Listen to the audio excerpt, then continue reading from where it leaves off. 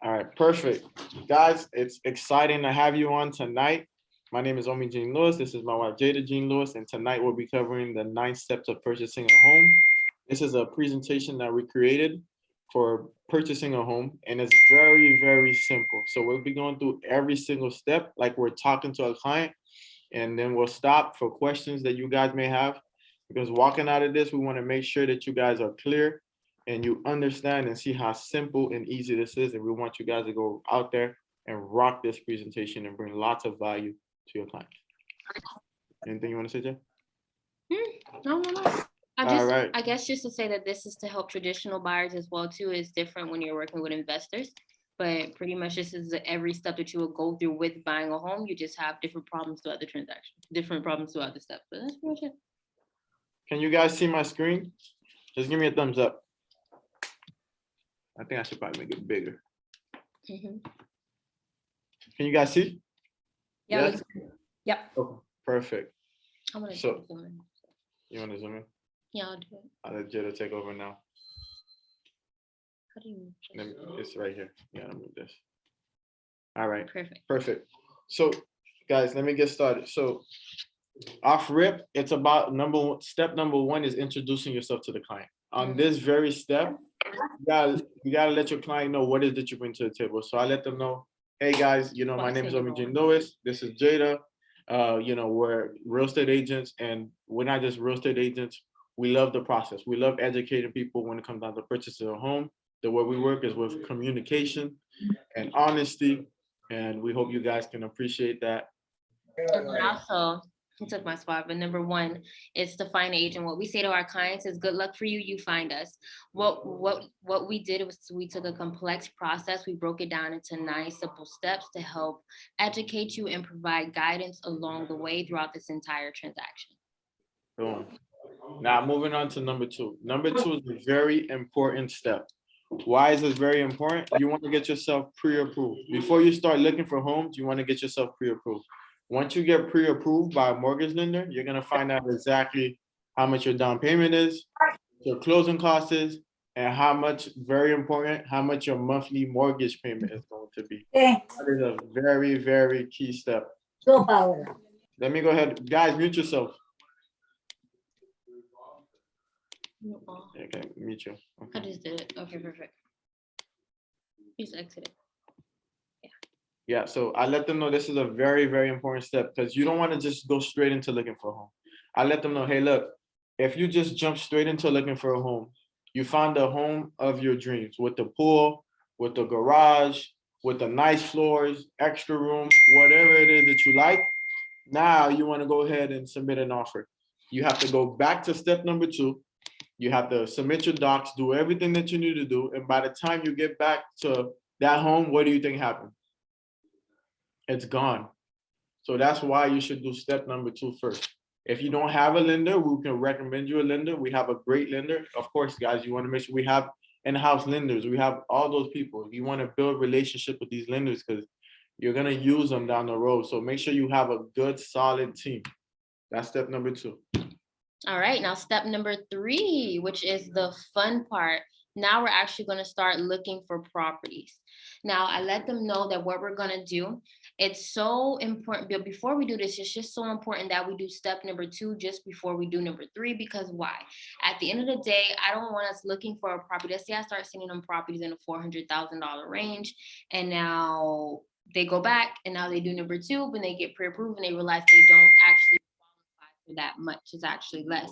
So I always let my clients know step number 3 is the fun part. Now we start looking for properties. What we're going to do on our end is create you a custom portal based on your criteria, your wants, and your needs. And you're able to click the heart icon and let us know when you want to schedule a property and go and view it.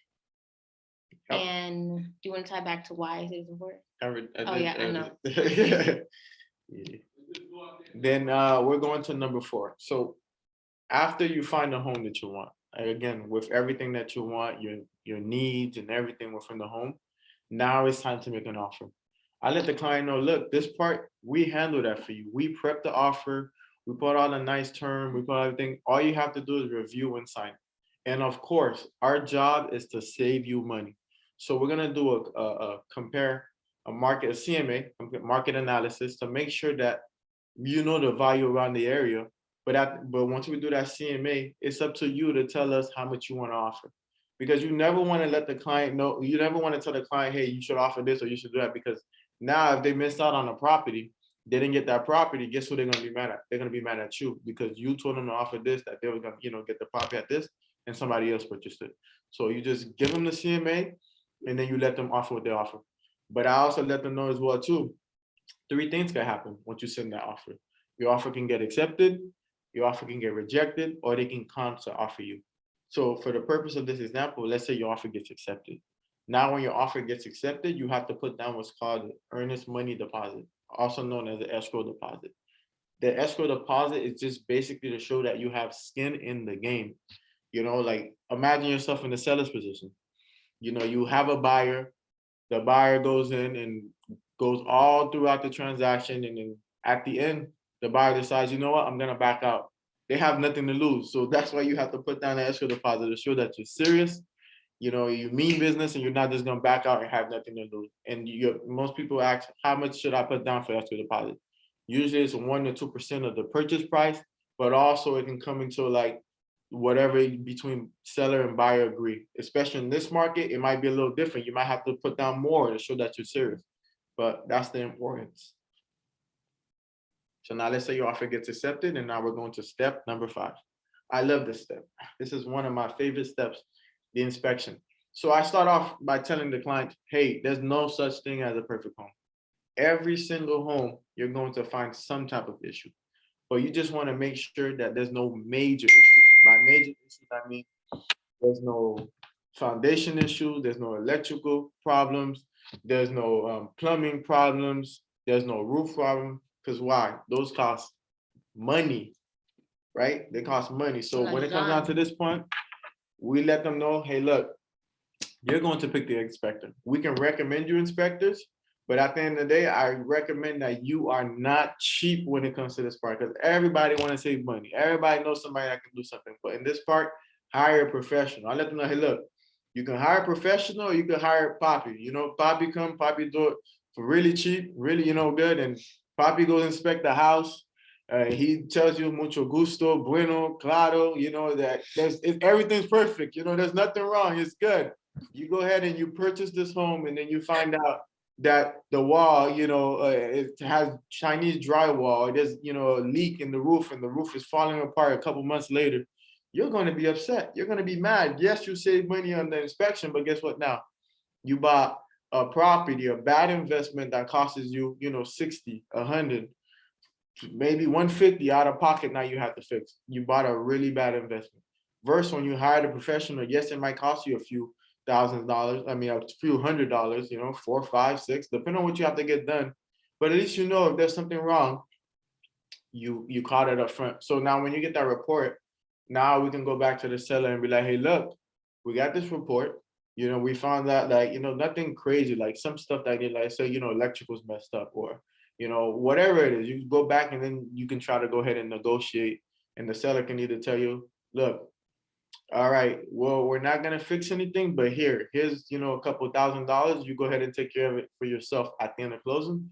Or they be like, look, no, we're going to do everything. Don't worry about it. We got you. We know how it is. We're going to take care of everything. You're going to be good. We're going to show documentation that we took care of it, and we're moving forward. Or they can tell you, hey, look, sorry, Miguel, go kick rocks. We're not doing this. As is, as is. You know how they tell you, as is. Mijo, as is. You know how they be out here. Mm-hmm. But that's that part. And moving on to step number 6. Now, step number 6 is appraisal. I always ask my clients, do you want to overpay for a home? I mean, I wouldn't overpay for a shirt if I don't have to. But I always used that terminology back then. But now in this market, we've got too many people overpaying for things. So it's all if they want to. But pretty much an appraisal is when a licensed appraiser comes out. He pretty much does his report and inspection and comes up with the true value of the property, or the true market value of the property. Now, in this case, this is so important just because if the buyer is getting a loan, if they're financing, that loan will not pay a cent over what the property appraises for. So I'll give an example. Let's say that you have a contract on the property and the contract is at $350,000. If the property appraises for $340,000, the mortgage company will not pay a cent over that. So now you're left up to negotiate. So you have two options. Number one is you can go back to the seller and say, hey, look, it didn't appraise for that much. Would you accept would you accept 340 instead of 350, which is 10,000 less?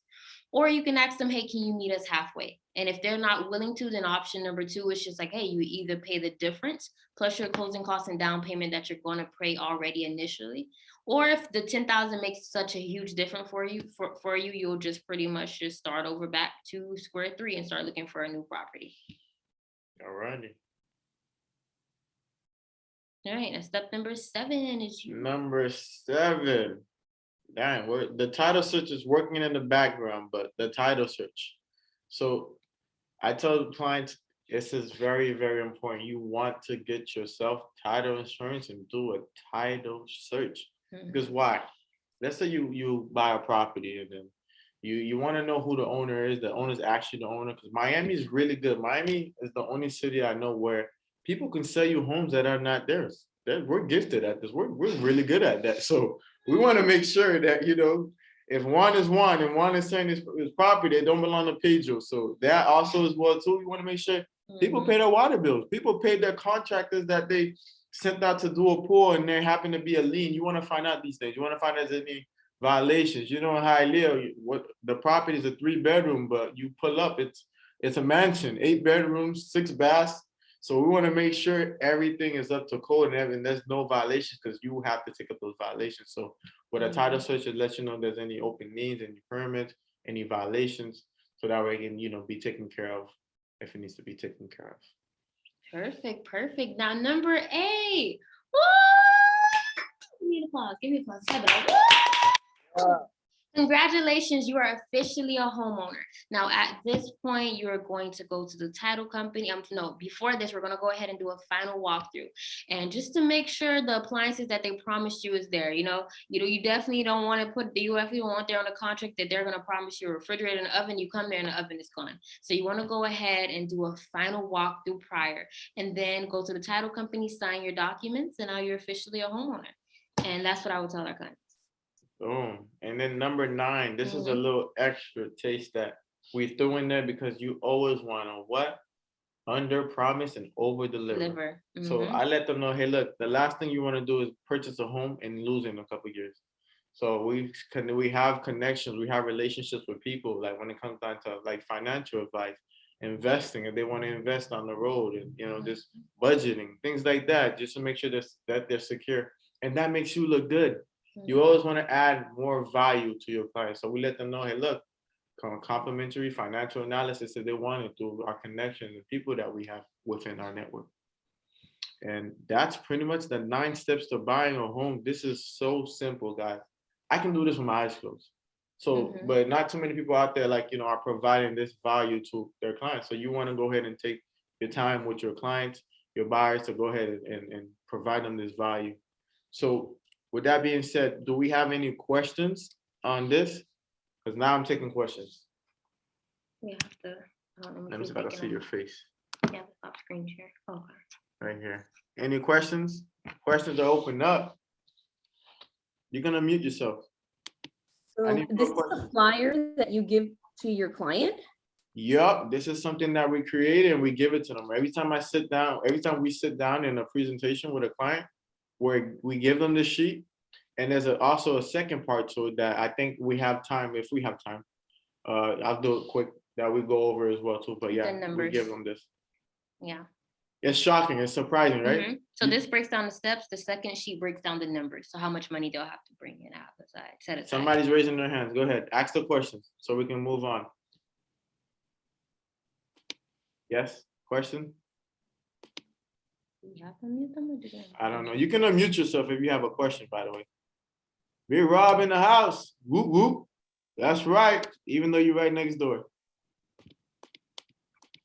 All right. I guess we're moving on, right? Okay. So let me stop sharing this one. Stop share. Minutia. All right,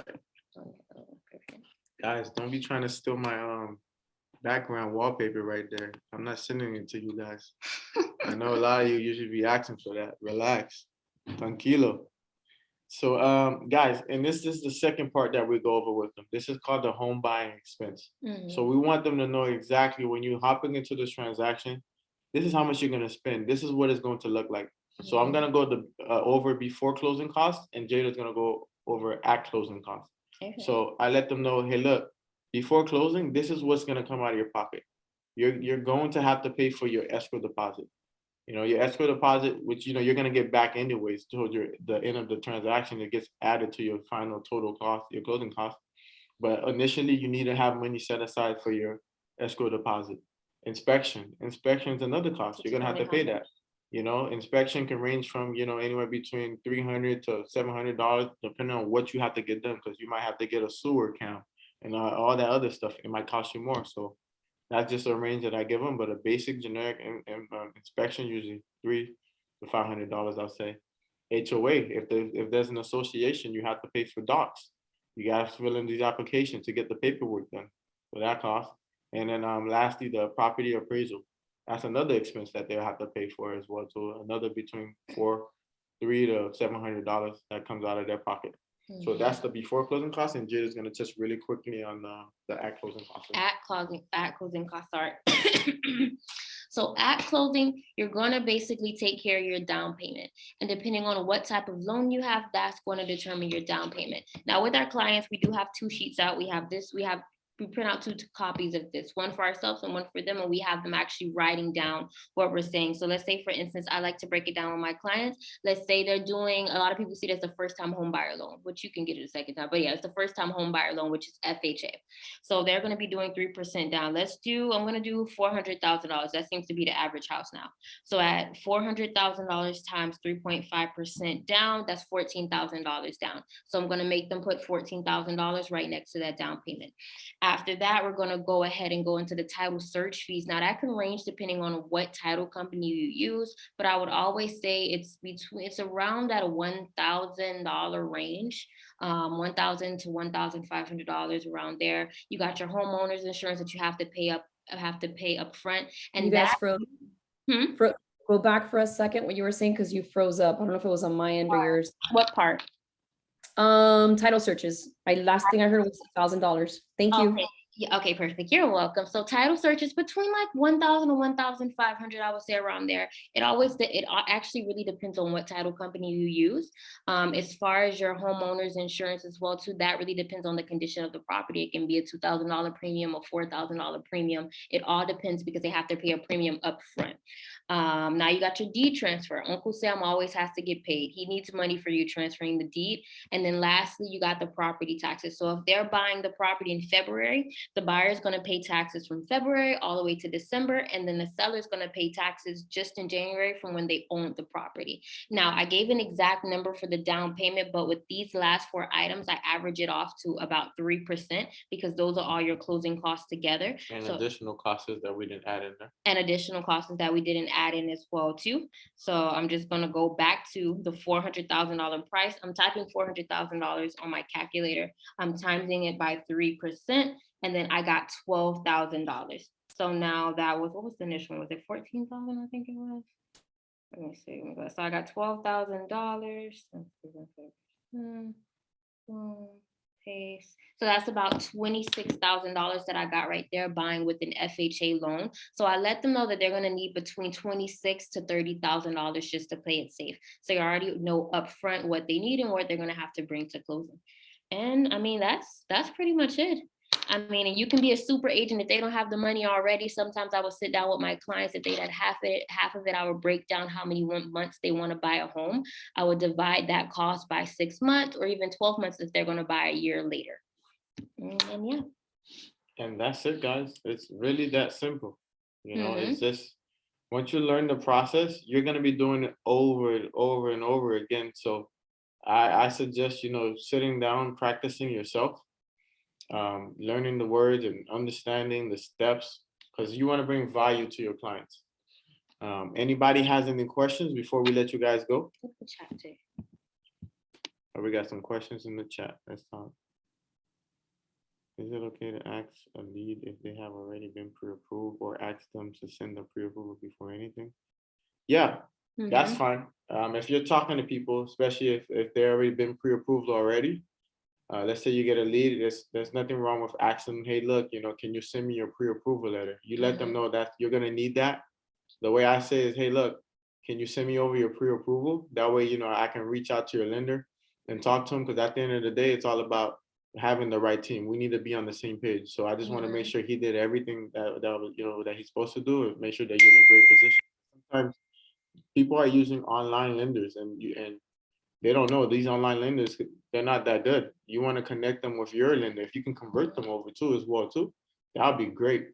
And yeah, and let them know, Yeah. like, before they can make an offer or not, you're gonna need that anyways. Mhm. So just prepping them. Yeah, you can ask them for that. You definitely want to ask them if they have been pre-approved yet, because they might be buying with a loan or buying cash. So you definitely want to ask those questions. Hmm.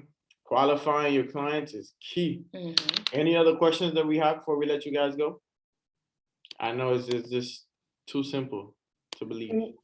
In reference to recommendations, I know we do a lot of things in-house, Mhm. but like, I know it's great to recommend in-house, but if it's something else that's outside, do you recommend telling client, or like if a client asks me, hey, listen, do you have anybody who is an inspector, like we were talking about?